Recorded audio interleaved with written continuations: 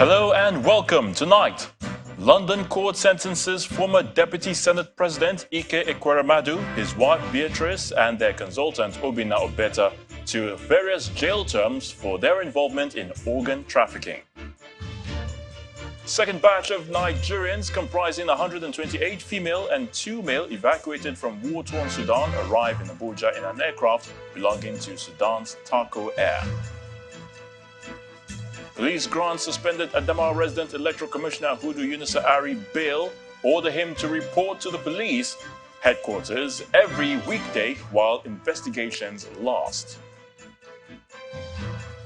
And leader of Russia's Wagner mercenary group says he will withdraw his troops from the Ukrainian city of Bakhmut on May the 10th because of ammunition shortages.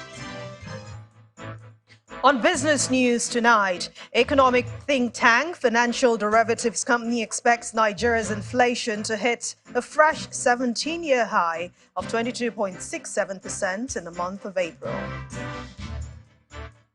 On sports news tonight, Nigeria's Golden Eaglets go for do-or-die clash against South Africa in a battle for quarter-final qualifications at the Under-17 African Cup of Nations in Algeria.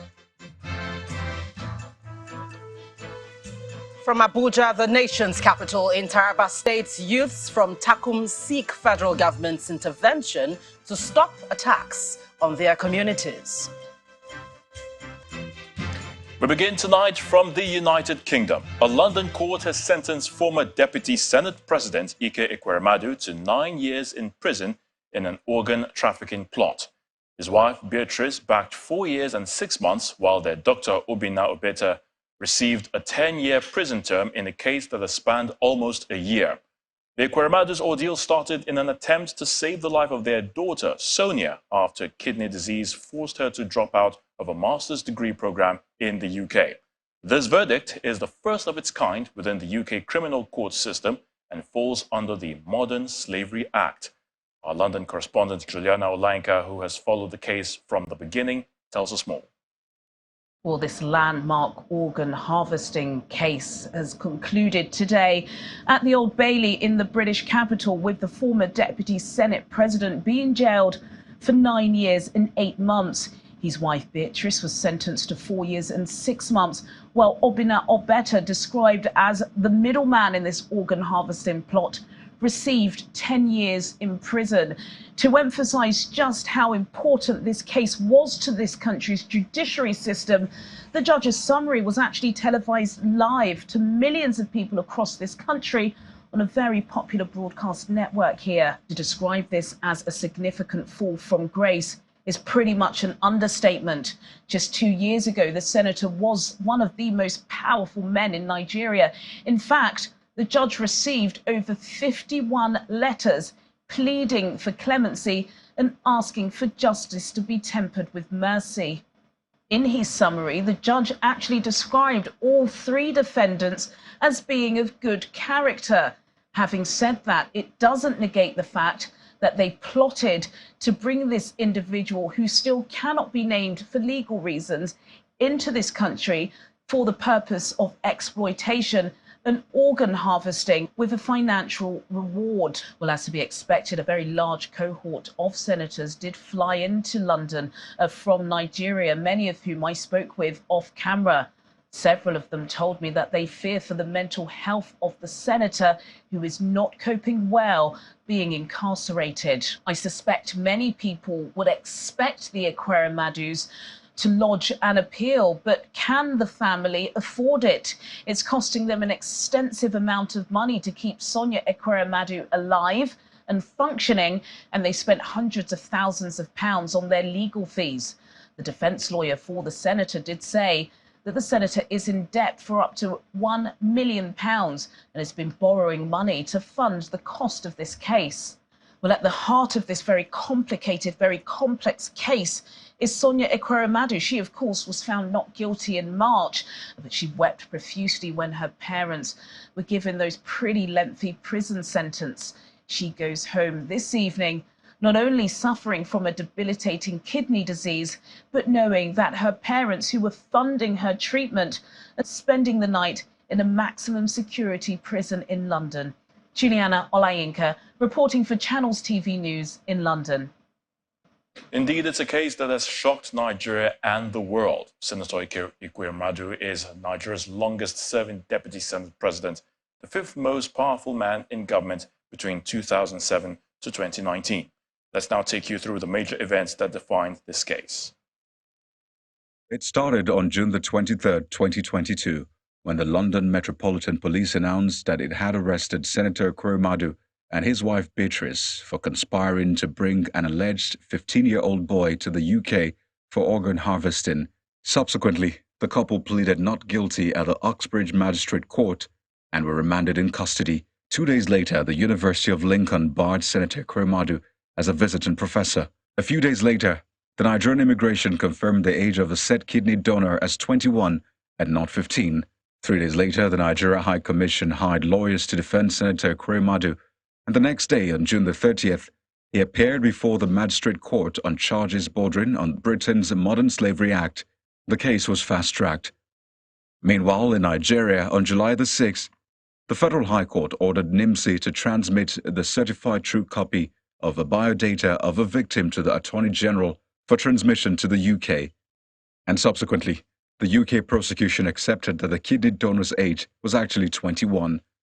On July the 22nd, Dr. Obeta was charged with plotting with the family to traffic the man to harvest his kidney for their 25-year-old daughter, Sonia. 4 days after, the court granted bail to Senator Equities' wife, Beatrice, but refused her husband bail. In December, Senator Equities accused the EFCC of being behind his travails. The court again denied him bail on grounds that he may flee. On January the 31st, Senator Equities and his wife appeared in court, but their daughter Sonia was unable to attend. She was in hospital. A month later, prosecutor Hugh Davis said the victim was coached to give false answers to doctors, and Sonia was singing from the same hymn sheet. In March, the senator told the court he sought to buy a kidney for Sonia based on advice from a medical practitioner. In the same month, his wife testified in court, describing her husband as a good man whom she had come to trust. After a 6-week trial, Senator Equities, his wife and doctor were convicted of organ trafficking. Sonia is cleared. In April, former President Olusegun Obasanjo asked the court to temper justice with mercy, followed by the Speaker of the ECOWAS Parliament, Sidi Tunis, who asked the court to also temper justice with mercy. In May, the House of Representatives, the Senate, and the International Human Rights Commission all appealed to the UK government and Old Bailey for leniency. And on May the 5th, Senator Equities was jailed for 9 years and 8 months. His wife, Beatrice, was sentenced to 4 years and 6 months, while the physician, Dr. Obeta, received a 10-year prison term. Now, aside from the option of appeal, another alternative that's available for the convicted former Deputy Senate President Ike Equities is the royal prerogative of pardon. That's the suggestion of a legal practitioner and fellow Chartered Institute of Arbitrators, United Kingdom, Dr. Kayode Ajulo. Dr. Ajulo was speaking tonight on our political program, Politics Today. This is going to be one of the first time such conviction will have that. And you know, in most of those countries, they are targeting. The higher the profile, the higher it will be discussed. The higher it's discussed, the higher everybody seems to know about it. And the more people are known about it is to deter others from doing the same thing. Just so unfortunate it has to be Equities, somebody I have respect for, somebody I call a friend, with a PhD holder in law, that this is happening to. But like I said, law is no respecter of anyone. Now that Equities has been sentenced and has been sentenced, the best way, this is the auspicious time to do that. Tomorrow, King Charles III will be coronated as the King of England, as the head of state. There is what is called royal prerogative for pardon. I believe anybody that wants to write letter, anybody that wants to make plead for Equities, this is the best time to ask the sovereign of the United Kingdom, that's His Majesty, King Charles III, to do the right thing, to pardon Equities. The precedent has been there since as far back as 1717, King George did the same, 2003, to even as very close to 2021, The same thing has been happening. Sovereign can do that, and I believe that is the plea we need to be making for Kremadu, not to be writing and to be interfering with the conduct of the court. Away from the UK and back home, the Court of Abuja, or the Court of Appeal in Abuja, has upheld the conviction and 8-year sentence imposed on the former chairman of the Pension Reform Task Team, Mr. Abdulrasheed Maina, for laundering about 2.1 billion naira. Delivering judgment, a 3-member panel of the court unanimously affirmed the judgments delivered by Justice Okon Abang of the Federal High Court, Abuja, convicting and sentencing him on November 8, 2021. In that lead judgment, Justice Elfreda Williams-Daudu also affirmed the various interlocutory rulings delivered in the course of the trial at the Federal High Court, which Mr. Maina appealed against. Justice Williams-Daudu, who resolved the 2 issues identified for determination against Mr. Maina, held that he was not denied fair hearing by the trial court and that the prosecution proved its case beyond reasonable doubt. Let's keep you updated on the evacuation exercise of Nigerians from Sudan, where the second batch of returnees from the Northeast African country have been received by officials from the Ministry of Humanitarian Affairs, Disaster Management and Social Development and the Nigerians in Diaspora Commission, NIDCOM, today. Numbering about 130, the evacuees came via TACO aviation aircraft, which left the port of Sudan earlier today, but had a brief stopover in South Sudan before making its way to Nigeria. Our correspondent, Dele Omayeni, who monitored the exercise, now reports. The buses conveying the returnees from the aircraft to the pilgrimage terminal of the Nnamdi Azikiwe Airport. Officials of the Nigerian government are on ground to receive them. Officials of government are here. The DG of NEMA is here. Also, the Permanent Secretary of the Ministry of Humanitarian Affairs, Disaster Management and Social Development is also here on hand to receive these evacuees. Now, we asked the authorities of NEMA that when are the 2 other airlines from the Aswan airports being expected. As of right now, they don't have an ETA for us, but they're saying that in the next hours, they'll be able to update us on that information. The officials are confident that the process will soon be completed in a matter of days. Within our control, it's 2 days. Beyond our control depends on what happens. And we just gave you an example of 2 students who had unruly behavior, who crossed the lines without necessary documentation. And they caused the entire 500 students to be returned and punished because of their unruly behavior. That has set our clock back 10 hours. And the 10 hours is depending on whether we are able to conclude before nightfall. By the time it's nightfall, the gates are closed.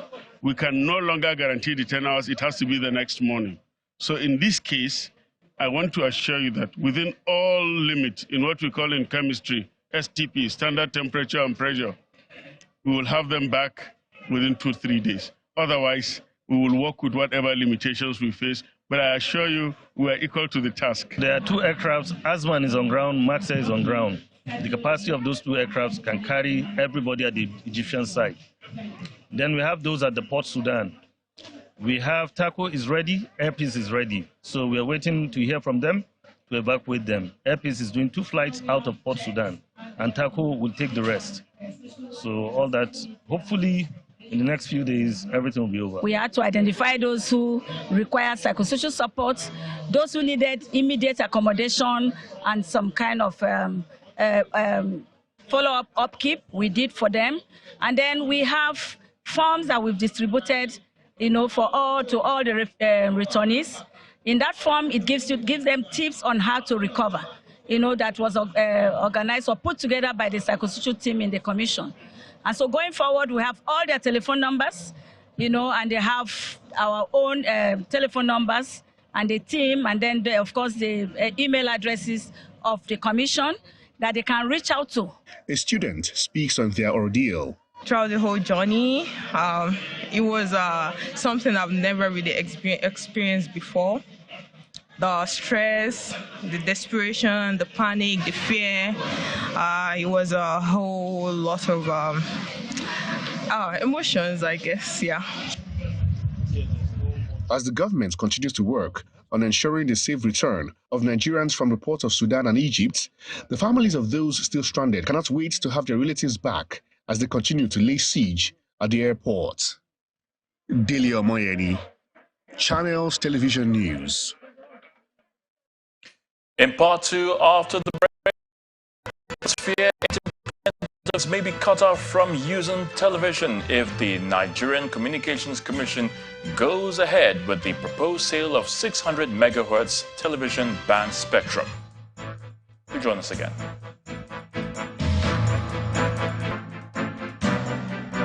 Welcome back. If you just joined us, you're watching the news at 10 live from Channels Television Lagos. A reminder of our top stories. London court sentences former Deputy Senate President Ike Ekweremadu, his wife Beatrice, and their consultant Obinna Obeta to various jail terms for their involvement in organ trafficking. Second batch of Nigerians comprising 128 female and 2 male evacuated from war-torn Sudan arrive in Abuja in an aircraft belonging to Sudan's Taco Air. Police grant suspended Adamawa resident Electoral Commissioner Hudu Yunusa Ari bail, order him to report to the police headquarters every weekday while investigations last. And World Health Organization declares that COVID-19 no longer represents a global health emergency.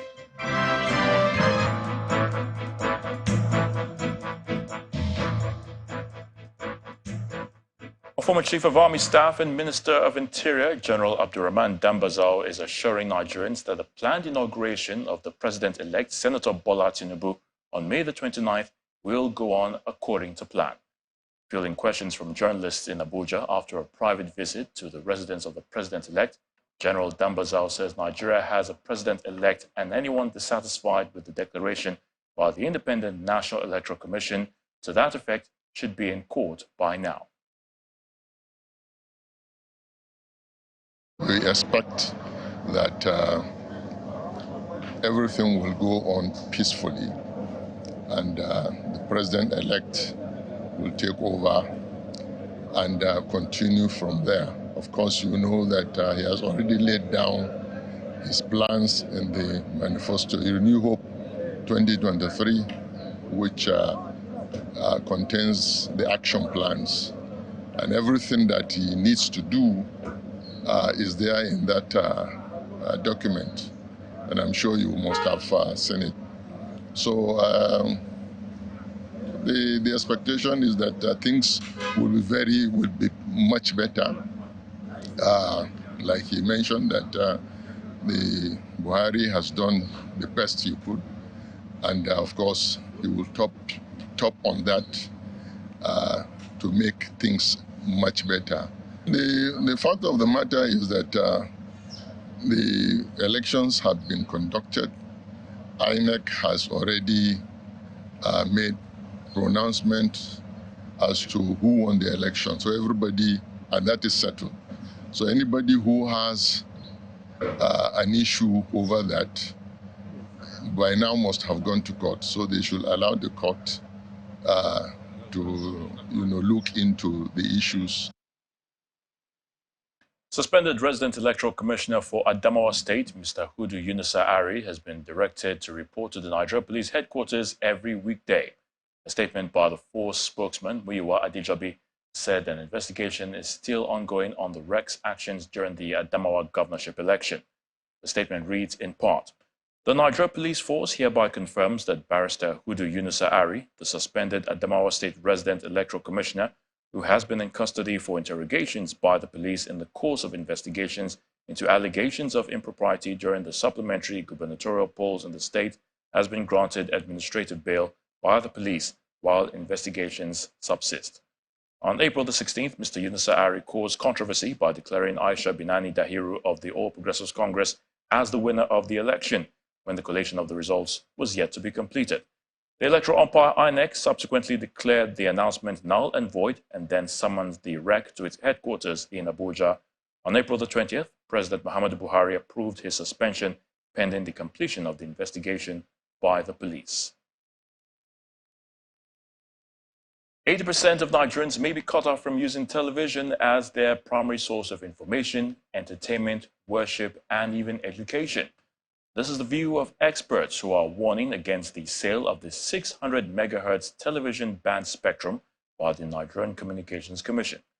In this next report, our technology correspondent Victor Mathias examines the proposed sale, its effects, and the current state of affairs of the Nigerian broadcast industry. 4 p.m. Nigerian time. Transmitters are on, signaling the start of television broadcast across the country. But before then, children and adults gather in front of the television to first witness the rainbow-colored TV set, which preceded the national anthem and the commencement of programming on the sole broadcaster, beaming waves nationwide. This used to be the norm in Nigerian homes before the deregulation of the broadcast industry in the early 90s, which broadened the scope and made more TV stations available for Nigerians.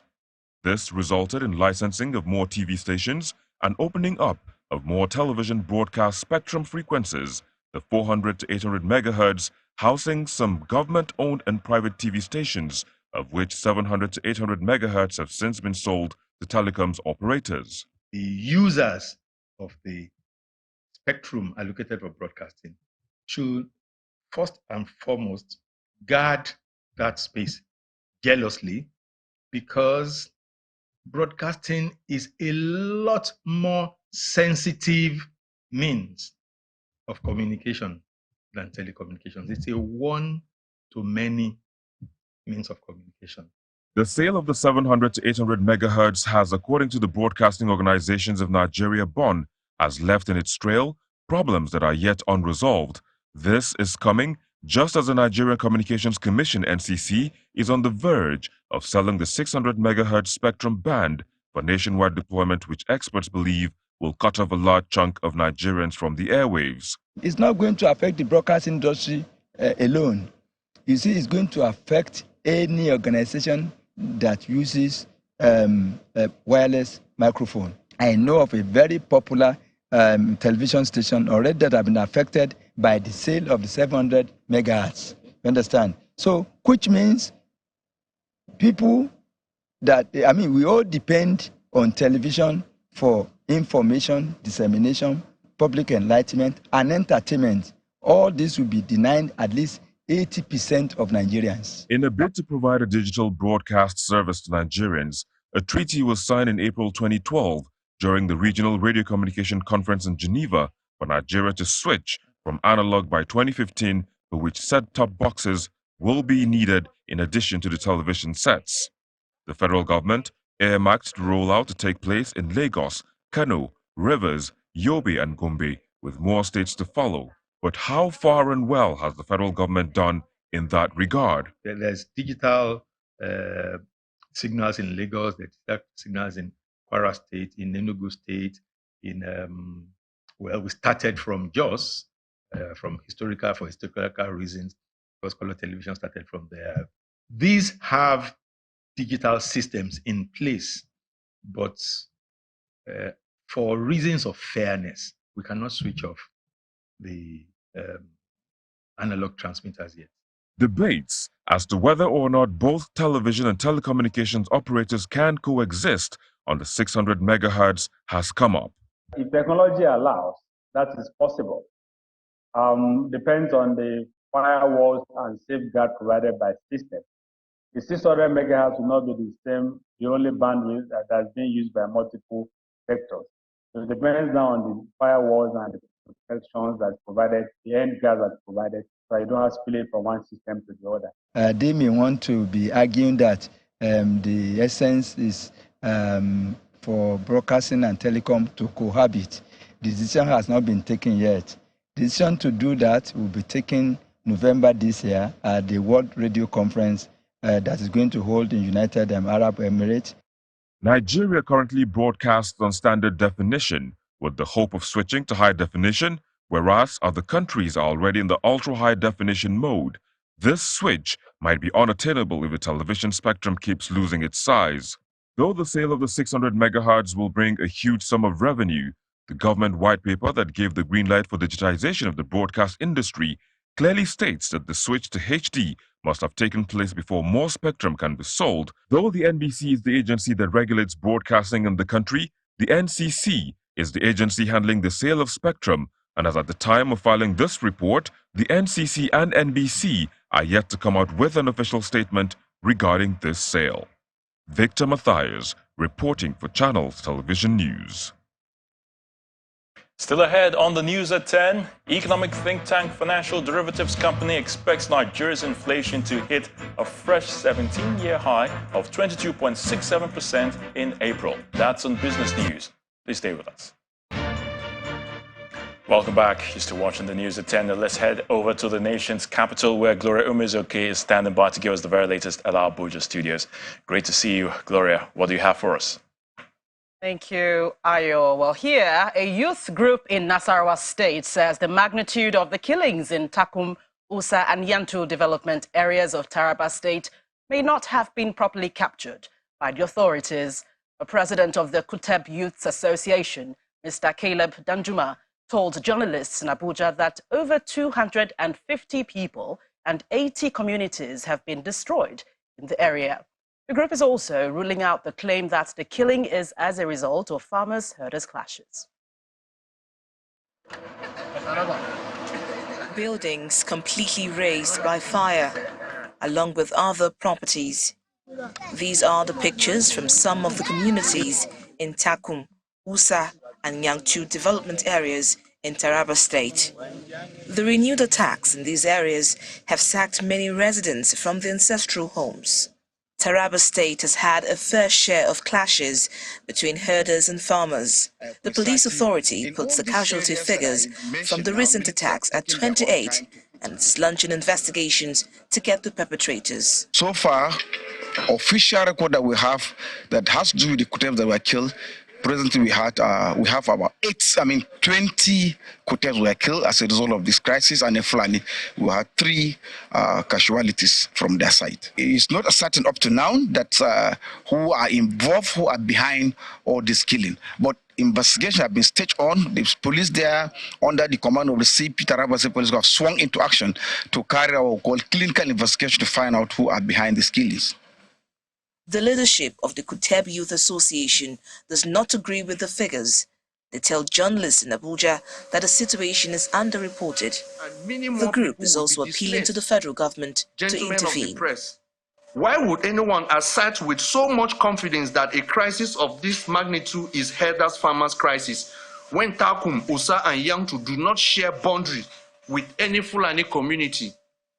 How could reprisal attack or search for rustle cow lead to destruction of over 80 villages and killing of over 250 innocent people in Takum, Usa, and Yangtu Special Development Area? We want to put the record straight and bring it to the knowledge of the authorities that the crisis is terrorist attacks on all Kuteb villages in Takum, Usa, and Yangtu Special Development Area. We call on government, Nigerian police, and sisters agency to jettison the fallacy that the crisis in Takum and Usa local government area of Taraba State is herders farmers crisis. We also call on government to rise up to the situation as was in Borno State and nip at the board to save lives. According to the National Emergency Management Agency, NEMA, there are already about 30,000 internally displaced persons in Taraba State. This figure includes victims of communal clashes and those affected by natural disasters such as floods. Hence the need for government to urgently address the problem. Now to Kano State, it's a tale of tragedy where the State Police Command has confirmed the arrest of a 22-year-old man who stabbed his mother to death in the Rimin Kebbi area of the state. According to the State Police Public Relations Officer, the suspect was arrested in Dawakin Tofa local government, where he was hiding and will be presented at the court for prosecution after the investigation is concluded. On 3rd May 2023, around 6 p.m. in the evening, we received this ugly report that one Ibrahim Musa, a 22-year-old of Rimin Kebbi quarters, Nasarawa local government area here in Kano State, stabbed his biological mother on different parts of her body, one Hajara Muhammad, a 50-year-old. On receipt of the report, the commander of Police, CP Mohammed Hussein Gumen, immediately ordered the deployment of all available police assets to ensure that the conflict or culprits are brought to book. The team of detectives immediately went to the scene, removed the body from the scene to Mohammed Abdullah, who was a specialist hospital here in Kano State, where a medical doctor certified her dead. Currently, the suspect has been arrested at his criminal hideout in Dawakin Tufa local government area here in Kano State. On preliminary investigation, the suspect confessed that he single-handedly committed the act. The knife which was used in commission of the act was also recovered. He also confessed to be a drug addict. He has been transferred to the Command's Criminal Investigations Department, Homicide Section for discreet investigation. After investigation, the suspect will be charged to court for prosecution. Well, that's it from the nation's capital. It's back to Anne Wawadu right now for business news in Lagos.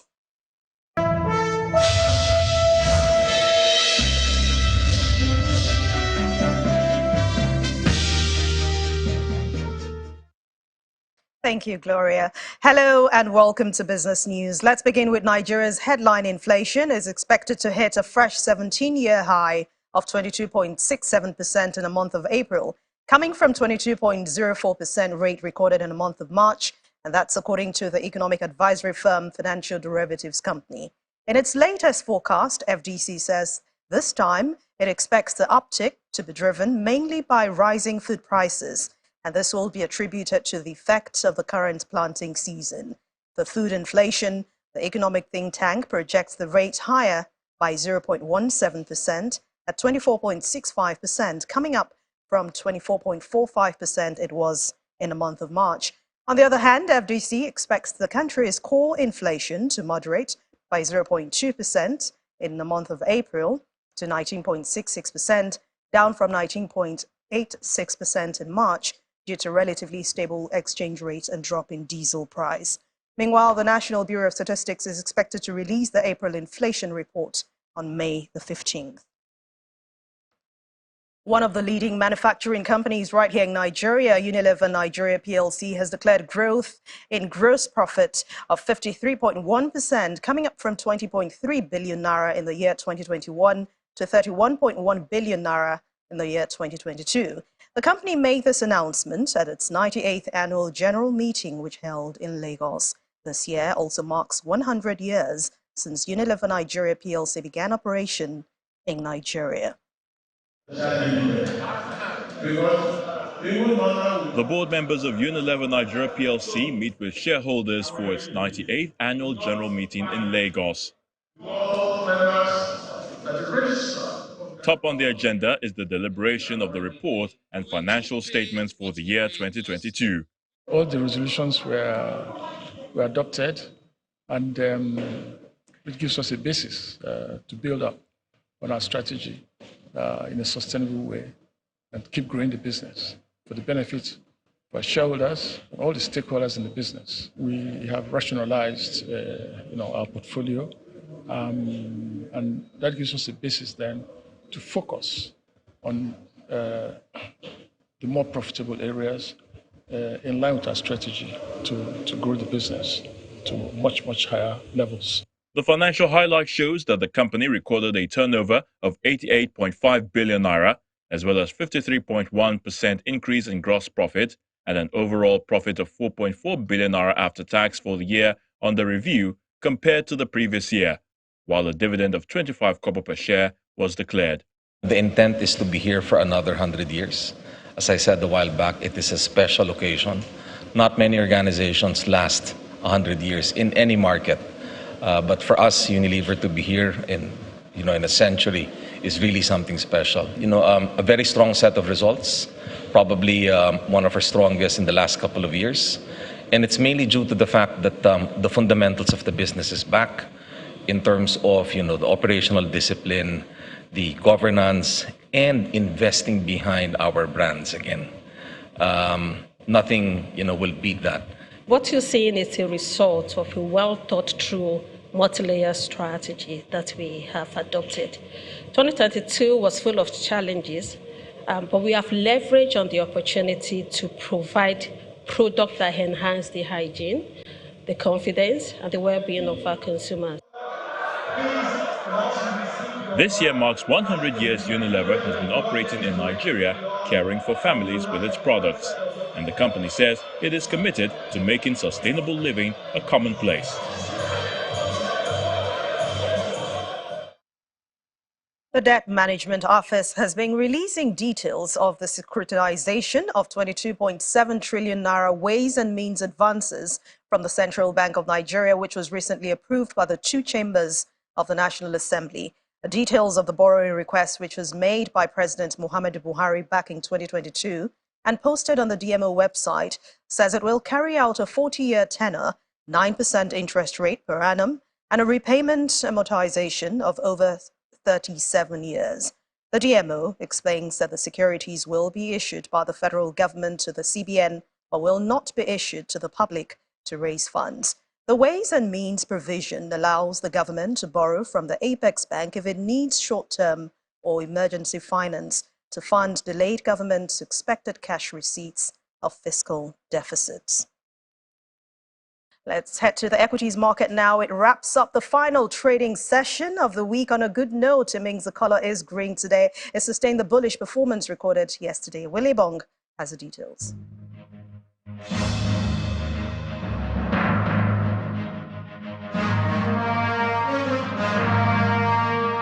Welcome to the Stock Market Report. What a fantastic final trading session that got the bull roaring with so much satisfaction. The NGX benchmark index climbed further in today's trading session by more than 1/3%, lifting the market value by about 95 billion naira. The banking sector really took the shine as it drove the volume and value today. Access Holdings had a great outing, about 169 million units of the company's stocks traded at the close of the bell. It closed at 11 naira 25 kobo from its open of 10 naira 70 kobo. That's a 5% increase, and just 2 active trading days before dividend markdown. Now, UBA and Fidelity Bank followed with some significant volumes as well, as we can see. And we have the red activity chart. Well, not to worry, this is not due to sell pressure, just much lower volume of shares traded and the value they represent. Now, although we saw profit taking in MTM Nigeria, Dover, and some sell-offs in Transcore, the NGX did survive the first 2 negative sessions of this week and ends the holiday shortened week in the green. And that's the Stock Market Report. I'm Will Ibong. It's back to you, Anne. Well, thank you for watching Business News Tonight. I'm Anne Nwawado. The rest of the news at 10 continues now with Ayatunde. Have a wonderful weekend. Many thanks, Anne. Now the big question, who will eventually get the nod to head the 10th Senate? Well, senators-elect of the All Progressives Congress have endorsed the candidacy of Senator Godswill Akpabio for the office of the Senate President. Speaking after a caucus meeting of the new senators at the residence of the governor of Ebonyi State, David Umahi, who is also a senator-elect, the lawmakers unanimously adopted Mr. Akpabio to lead them in the 10th Senate. My brother came on consultation with me, but yesterday I saw the president-elect on his invitation, and he told me that he's already committed, and he said, please don't run. And I accepted, and I stepped down for my brother, Senator Akpabio. Thank you, sir.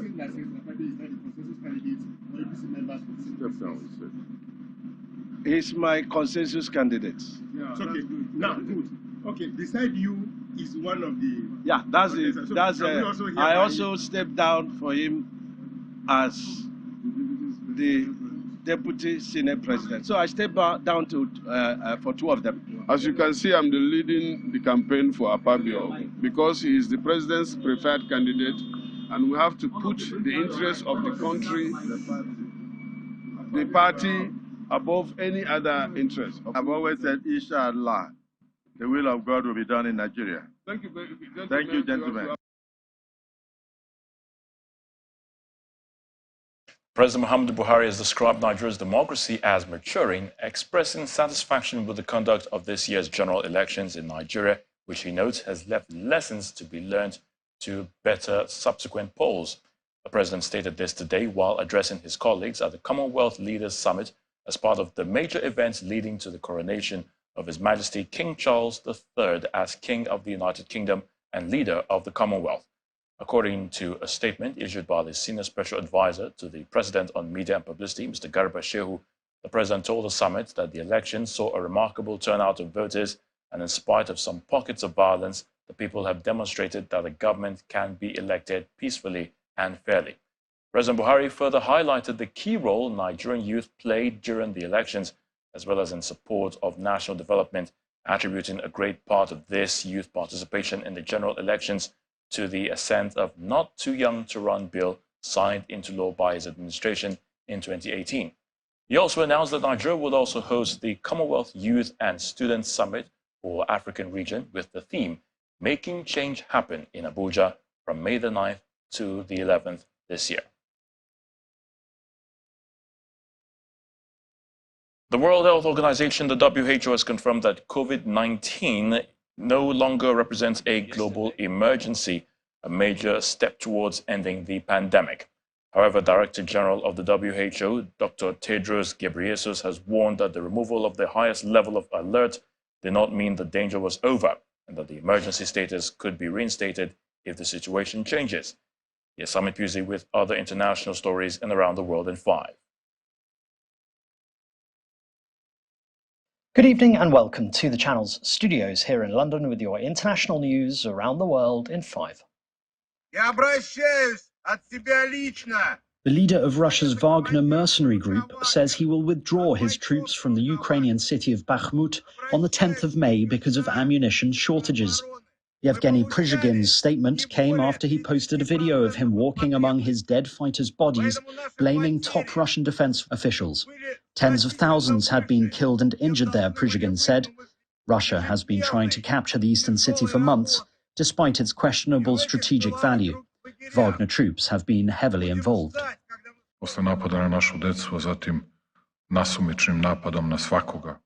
Serbia's president has pledged an almost complete disarming of the country after the second mass shooting there in 48 hours. Alexander Vučić announced a host of new strict weapons control measures, including more frequent background checks on gun owners. It's after a man was arrested after opening fire from a moving car, killing 8 and injuring 14. That shooting came soon after a boy killed 9 people at a school.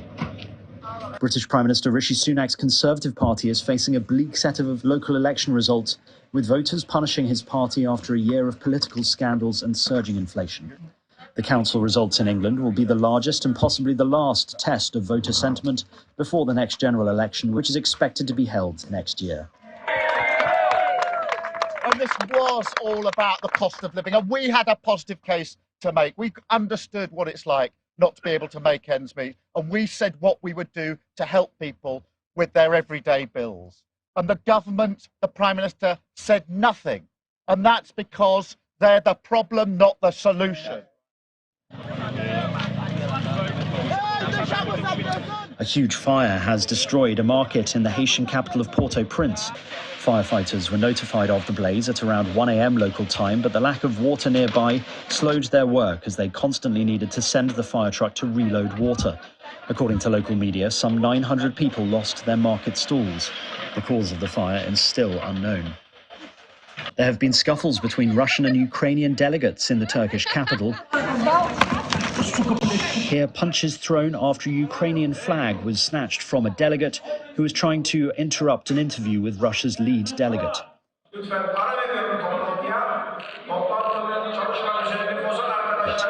And here a scuffle between Russian and Ukrainian delegates attending the Parliamentary Assembly of the Black Sea Economic Cooperation. The video shows a Ukrainian MP clashing with his Russian counterpart. Australia's Prime Minister Anthony Albanese has said he will take the oath of allegiance to King Charles. Albanese, who has previously spoken in support of moving toward a republic, said he had no plans to cause any controversy. King Charles is head of state in Australia, New Zealand and 12 other Commonwealth realms outside the United Kingdom although the role is largely ceremonial. I want to see an Australian as Australia's head of state. That doesn't mean that you can not have respect for the institution, which is a system of government that we have. And I believe as Australian Prime Minister, I have a particular responsibility to represent the nation in a way that respects the constitutional arrangements which are there. And I certainly will undertake that.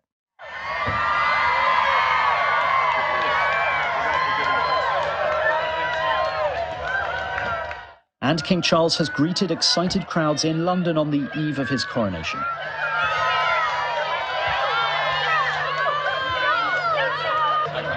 There were cheers and wishes of good luck for the big day from those who camped out. Charles and British Prime Minister Rishi Sunak then met Commonwealth country leaders ahead of his coronation. The pair greeted leaders from the Commonwealth of Nations, the voluntary associations of 56 countries which he also heads, and held a lunch for prime ministers and royal representatives from the 14 other realms where he is head of state, including Australia and Canada. And that's your international news around the world in 5. Now back to the channel's studios in Lagos.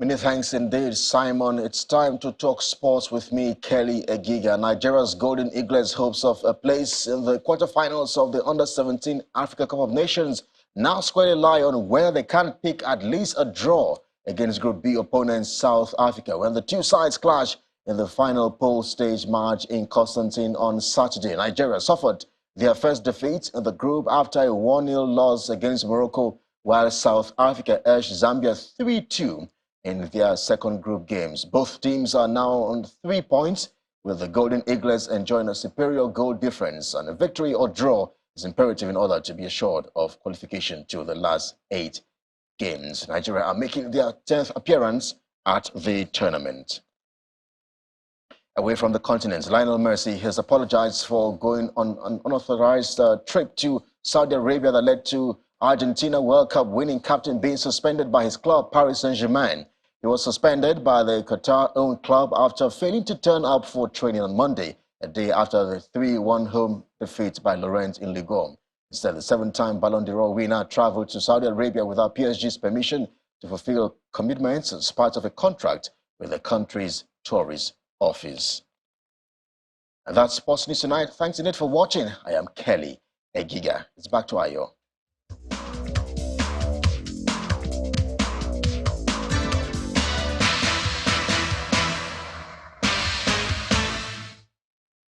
Many thanks, Kelly. And the main news again. A London court today sentenced former Deputy Senate President Ike Ekweremadu, his wife Beatrice, and their consultant Obinna Obeta to various jail terms for their involvement in organ trafficking. While Senator Ekweremadu was jailed 9 years, his wife Beatrice backed 4 years, and Dr. Obeta was sentenced 10 years. Also today, the second batch of Nigerians comprising 128 female and 2 male evacuated from war-torn Sudan arrived in Abuja in an aircraft belonging to Sudan's Taco Air. That's the news at 10 tonight. Thank you so much for watching. I'm Ayo Tunde Balogun. Do have a good night.